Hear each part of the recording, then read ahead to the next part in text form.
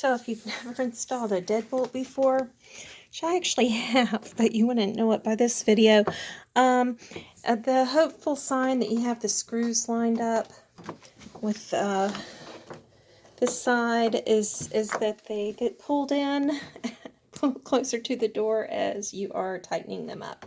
That is a hopeful sign. And as far as this side goes, let's see.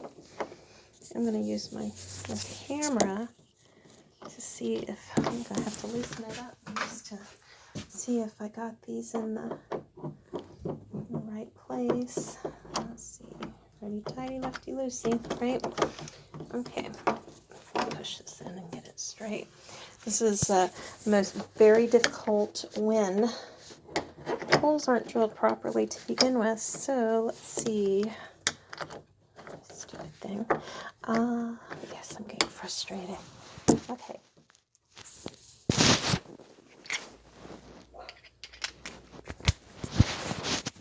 So, okay. Yes, and yes, they're supposed to be. I can see it. I don't know if you can see it.